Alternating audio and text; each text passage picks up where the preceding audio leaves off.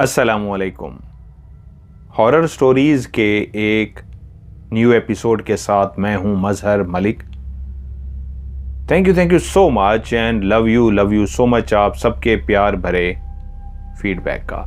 आज की कहानी जो मैं आपको सुनाने जा रहा हूं ये मुझे भेजी है विराज ने, आसाम, गुवाहाटी, इंडिया से। विराज का कहना है कि मैं आपकी कहानियों को बहुत शौक से सुनता हूं। बहुत दफ़ा सोचा कि आपके साथ अपनी कहानी शेयर करूं, लेकिन फिर रुक जाता था। लेकिन आखिरकार आज आपके साथ अपनी ज़िंदगी का वो भयानक खौफनाक वाक़या शेयर करने जा रहा हूं जिसको मैं मरते दम तक कभी नहीं भूल सकता। विराज कहते हैं, मेरा एक दोस्त जिसका नाम क्रिश है। ये उन दिनों की बात है जब मैं और क्रिश इकट्ठे एक ही कॉलेज में इस अंदाज में आमने सामने आए कि ना सिर्फ पहली दफ़ा हम टकराए एक दूसरे से, मैंने भी फ़ौरन उससे सॉरी की और उसने भी फ़ौरन मुझसे माजरत की। और दोनों जब हम एक दूसरे से माजरत कर रहे थे तो दोनों ही मुस्कुरा पड़े। वरना कॉलेज लाइफ के अंदर जब कॉलेज में आप दाखिला लेते हैं तो बहुत सारे लड़कों की टोन ही और होती है, बोलने का अंदाज़ बहुत अजीब सा होता है। कभी एक दूसरे से आप टकरा भी जाएं तो माजरत बहुत कम की जाती है और थोड़ा सा गुस्से का इजहार किया जाता है। लेकिन इस अंदाज में कि हम एक बिल्डिंग की इस अंदाज में चलते हुए आ रहे थे कि वो कोना बनता एक बिल्डिंग का, कॉलेज की। मैं एक कॉरिडोर से आ रहा था और वो दूसरे कॉरिडोर से आ रहा था, और जैसे ही हम टर्न लेने लगे हम दोनों एक दूसरे के आमने सामने आ गए और यूं हम दोनों के हाथों से किताबें तक गिर पड़ी। हम दोनों ने एक दूसरे से माजरत की और मुस्कुरा पड़े और किताबें उठा ली। मुस्कुराए इसलिए कि दोनों की टाइमिंग बिल्कुल मुंह से सेम टाइमिंग में लफ्ज़ अदा हुए माजरत के। और यूं मैंने पहल की कि मेरा नाम विराज है और उसने फौरन कहा मेरा नाम क्रिश है। मैं एक शुरू से ही स्कूल लाइफ से ही बहुत ही ज़्यादा बातूनी बातें करने वाला हंसमुख, लेकिन शायद मेरे सामने जो क्रिश खड़ा था वो भी मेरी ही तबीयत का था। जैसे ही मेरे मुंह से निकला विराज तो उसने फ़ौरन हाथ अपना आगे बढ़ा दिया और कहा क्रिश। यूँ हम दोनों ने हाथ मिलाया और वहीं से हमारी दोस्ती की इब्तिदा हुई। उसके बाद दोबारा हमारी मुलाकात कैंटीन पे हुई और कैंटीन में भी इस अंदाज की मुलाकात थी कि बिल मैं अदा करना चाहता था और क्रिश कहता था नहीं, बिल मैं अदा करूंगा। यूं हमारी दोस्ती एक ऐसी दोस्ती की मिसाल बन गई कि हम जितना अरसा कॉलेज में पढ़ते रहे हम दोनों इकट्ठे घूमते, कहीं आना जाना होता, घूमना फिरना होता तो बाइक पे इधर उधर इकट्ठे जाते। अक्सर मैं क्रिश को अपने घर भी लेकर जाता, वहाँ माँ के हाथ का बना हुआ उसको खाना भी खिलाता और वो बहुत खुश होता और वहाँ पे बैठ के कहता मुझे भी अपनी माँ के हाथ का बना हुआ खाना बहुत याद आता है और दिल बहुत करता है कि विराज तुम्हें अपने गांव लेकर जाऊं और तुम भी मेरे गांव की सैर करो, उसकी आबो हवा को महसूस करो, उस गांव की खूबसूरती को देखो। लेकिन क्या करो, मेरा गांव बहुत दूर है और तुम जा नहीं सकोगे। मैं तुम्हें कई दफ़ा कहा हो मेरे साथ चलो, लेकिन तुम कोई ना कोई बहाना कर देते हो। और मैं उसको हंस के कहता, कहा ना मैं आऊंगा तेरे गांव, आऊंगा जरूर और खुद से आऊंगा। वो कहता वादा। मैं आगे से कह देता हाँ वादा।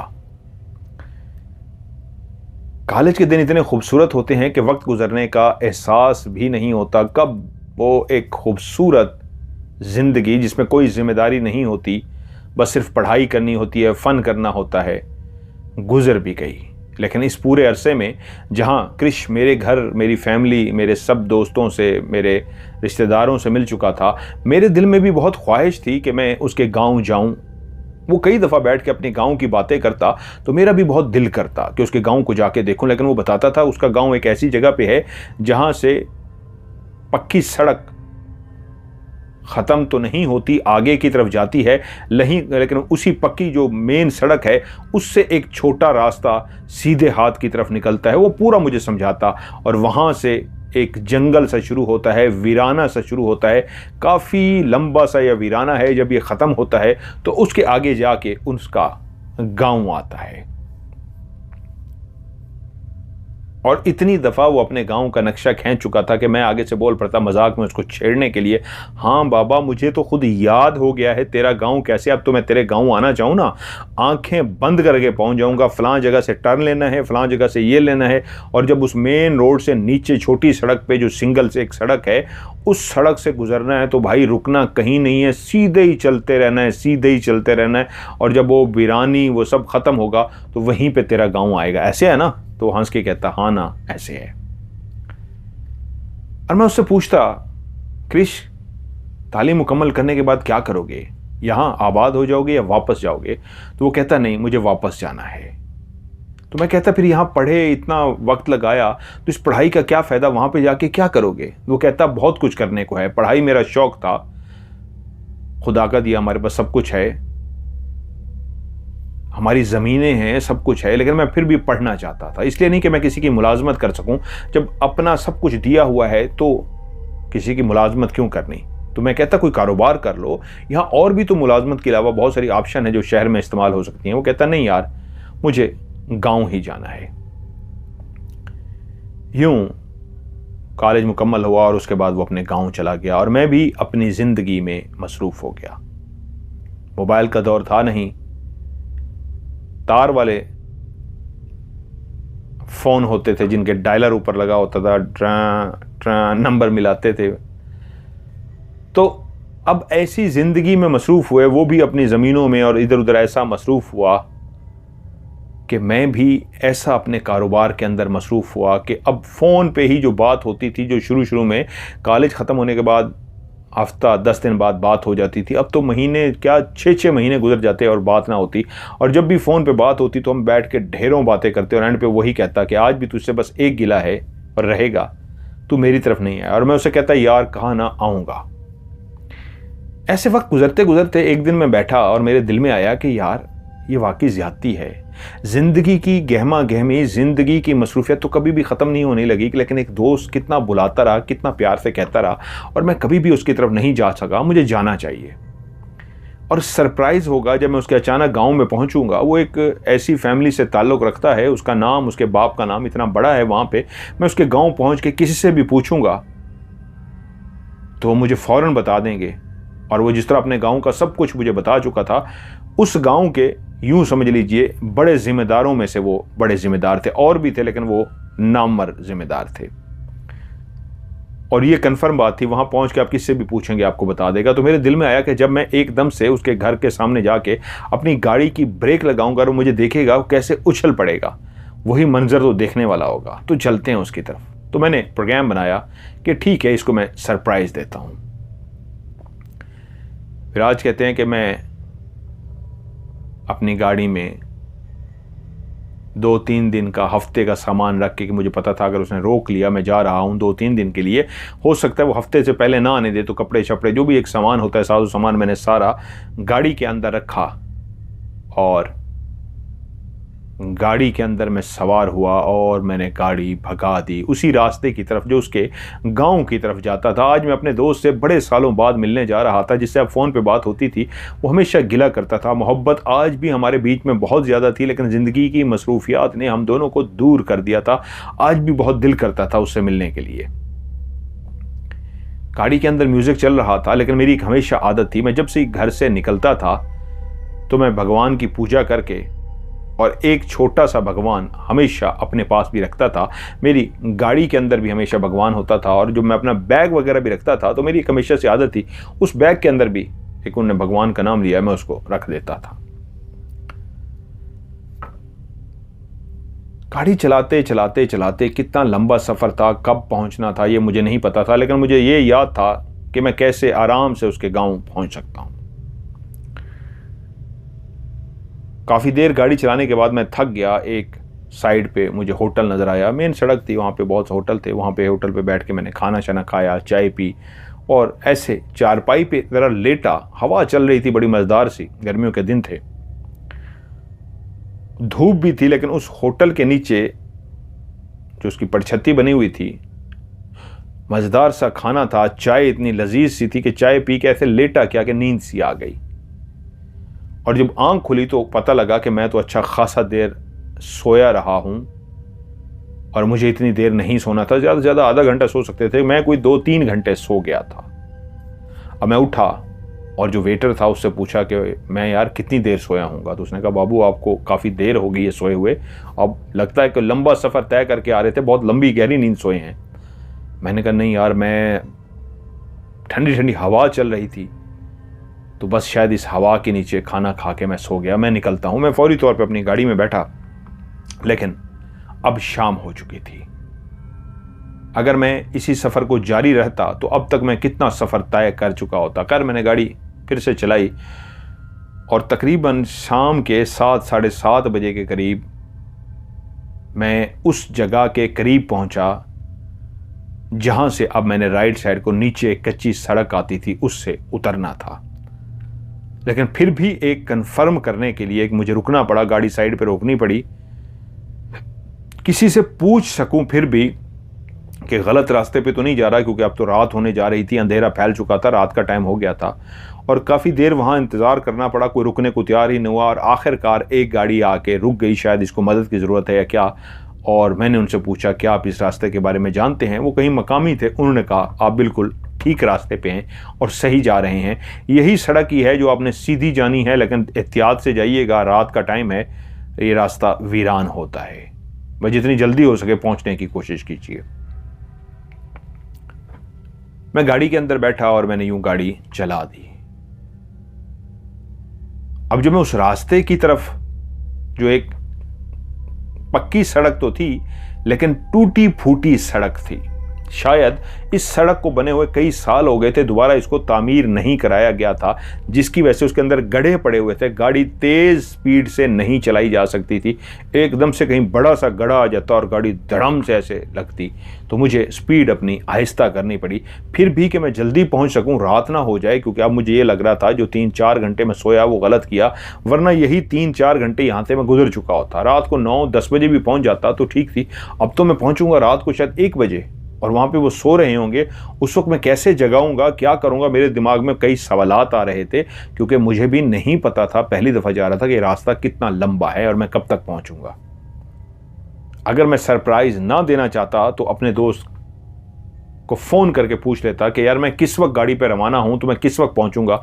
वो मुझे सही तरीके गाइड करता कि शहर से इस वक्त रवाना हो गए तो इतने बजे पहुंचेंगे। तो क्योंकि मामला सरप्राइज़ का था तो मैं इसलिए रवाना हो गया।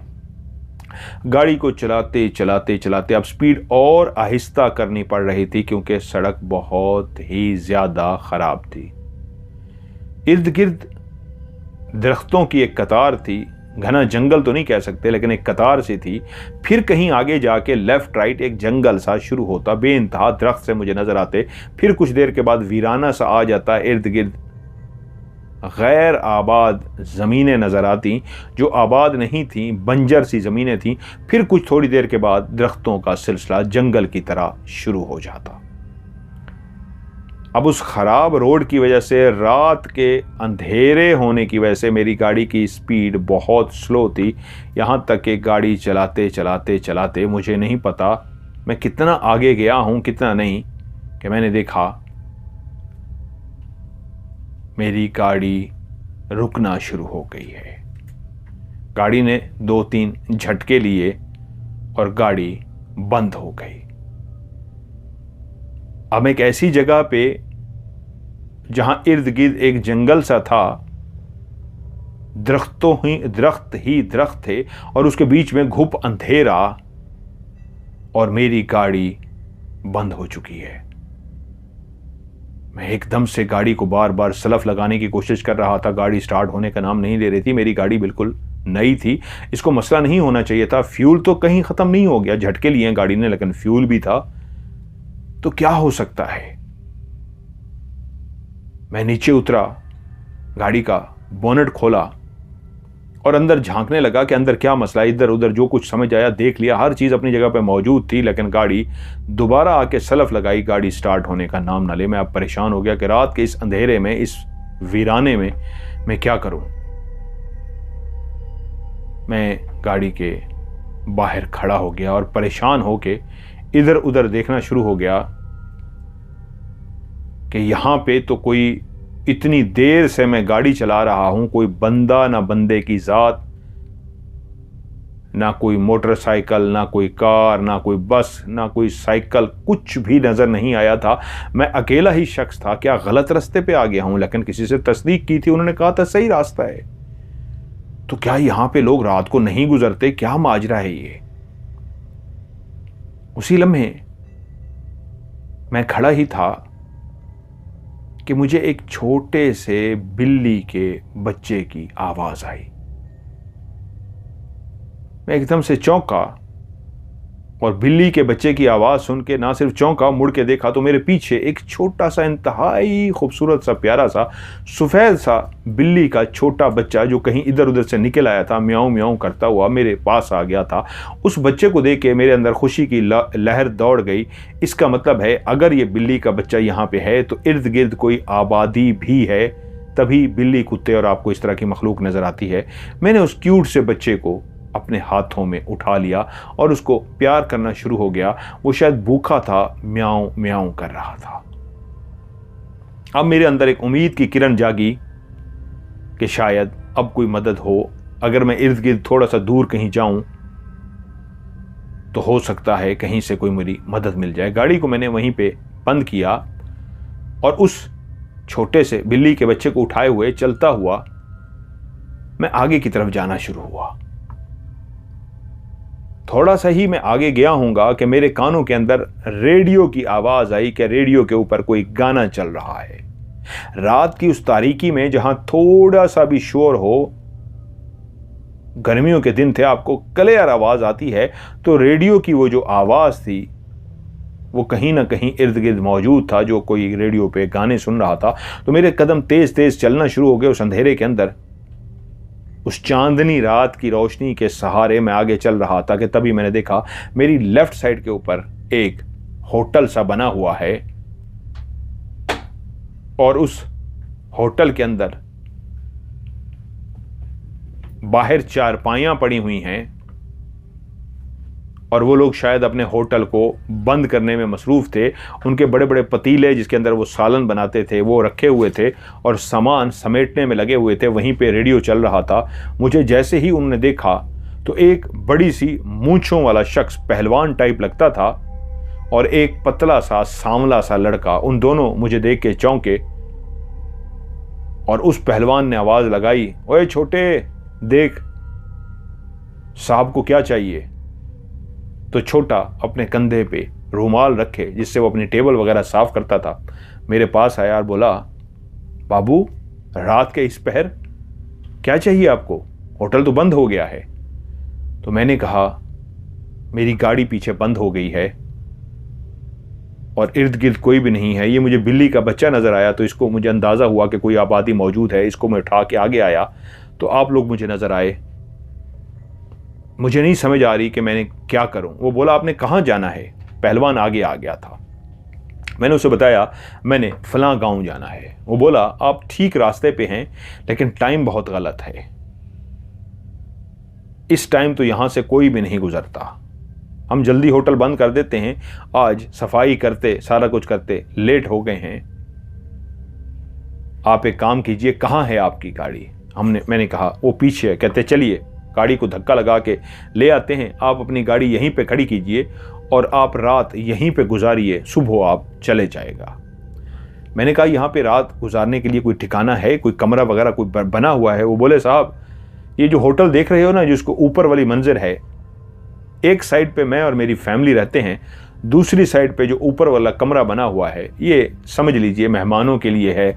कोई भूला बसरा आ जाए सोने के लिए तो वो सो जाता है। ये जो छोटा है ये ऊपर ही सोता होता है, लेकिन आज ये नीचे सो जाएगा, आप ऊपर सो जाइएगा। मैंने उनका शुक्रिया अदा किया और उनसे पैसों की बात की तो पहलवान मुस्कुरा के बोला, रहने दीजिए, आप हमारे मेहमान हैं, चलिए कहाँ है आपकी गाड़ी? छोटा और वो पहलवान चलते हुए मेरे पीछे पीछे आने लगे। बिल्ली का बच्चा मैंने उसी तरह अपनी गोद में उठाया हुआ था और मैं गाड़ी के पास पहुंच गया। मैंने कहा ये है गाड़ी। कहते हैं आप बैठिए, हम धक्का लगा देते हैं। अभी तो कुछ नहीं हो सकता, सुबह देखेंगे कोई आता जाता जो आपकी मदद कर सके। मैं गेट खोल के ड्राइविंग सीट पे बैठ गया, उस बिल्ली के बच्चे को साइड पे रख दिया और यूं उन्होंने गाड़ी को धक्का लगाया और गाड़ी को धक्का लगा के वो उसी होटल के बिल्कुल सामने ले आए, जिसके सामने चारपायाँ पड़ी हुई थीं। और अब मैंने होटल को गौर से देखा तो ये एक ऐसा होटल था, अमूमन जिस तरह गांव के होटल होते हैं, लेकिन बाहर से थोड़ा सा बेहतर नज़र आया। सामान समेटा जा चुका था, लेकिन अभी भी तंदूर और तंदूर के साथ बड़ी बड़ी केतलियाँ, बर्तन रखे हुए थे जिसमें खाना बनाते थे। और दूसरी साइड पे चाय के लिए, जिस तरह होटल बनाया जाता है ऐसा ही एहतमाम था। पीछे 2 हाल नुमा बड़े कमरे नज़र आ रहे थे, अंदर 1 थे 2 थे, लेकिन बड़े बड़े थे। बीच में एक रास्ता था जिसकी एक सीढ़ी बनी हुई थी, और वो सीढ़ी ऊपर की तरफ जब जाती थी तो एक सीढ़ी लेफ्ट को चली जाती थी, एक राइट को। लेफ्ट पे उसी पहलवान की फैमिली और वो रहते थे, और राइट को उसका बताना था कि वो उसका छोटा वहां पे रहता है। गाड़ी जब वहां पे मैंने पार कर दी, उस बिल्ली के बच्चे को भी उठाया, तो पहलवान कहता है, छोटे जा साहब को ऊपर कमरा दिखा गया। और यूं मैं चलता हुआ जब उस होटल से गुजर रहा था तो मेरा अंदाजा बिल्कुल ठीक था।